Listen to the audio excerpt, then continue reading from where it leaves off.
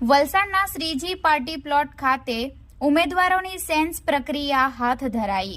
વલસાડ જિલ્લામાં સ્થાનિક સ્વરાજની ચૂંટણીને લઈ ધમધમાટ શરૂ થઈ ચૂક્યો છે, ત્યારે વલસાડ ભાજપ દ્વારા વલસાડ જિલ્લાની 3 જેટલી નગરપાલિકા અને 3 તાલુકા પંચાયતની પેટા ચૂંટણી લડવા માટે ઈચ્છુક ઉમેદવારોની સેન્સ પ્રક્રિયા આજરોજ હાથ ધરાઈ છે। સ્થાનિક સ્વરાજની ચૂંટણીની જાહેરાત થઈ ચૂકી છે, ત્યારે વલસાડ જિલ્લામાં યોજાનાર 3 જેટલી નગરપાલિકા અને 3 તાલુકા પંચાયતની પેટા ચૂંટણીને લઈ આજરોજ વલસાડ ભાજપ દ્વારા સેન્સ પ્રક્રિયા હાથ ધરવામાં આવી હતી। વલસાડ નગરપાલિકા, ધરમપુર નગરપાલિકા અને પારડી પાલિકા સાથે ઉમરગામ તાલુકાની ફણસા, સરીગામ અને કપરાડા તાલુકાની ઘોટણ તાલુકા પંચાયતની પેટા ચૂંટણી માટે આજરોજ વલસાડ જિલ્લા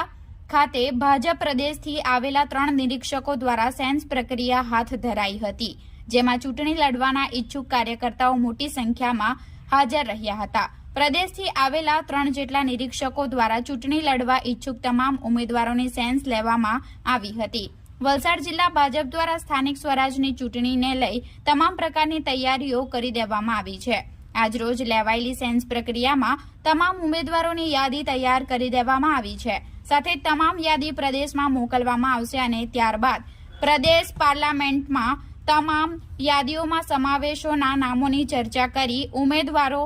યાદી જાહેર કરવામાં આવશે। વલસાડ જિલ્લાની 3 નગરપાલિકા વલસાડ, પારડી અને ધરમપુર અને 3 તાલુકા પંચાયતની ચૂંટણી ઉમરગામની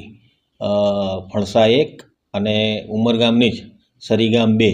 અને કપરાડા તાલુકાની ઘોટણ સીટ એ 3 તાલુકા પંચાયતની પેટા ચૂંટણીને માટે પ્રદેશ તરફથી નિયુક્ત થયેલા 3 જેટલા નિરીક્ષકો આજે વલસાડ જિલ્લાની અંદર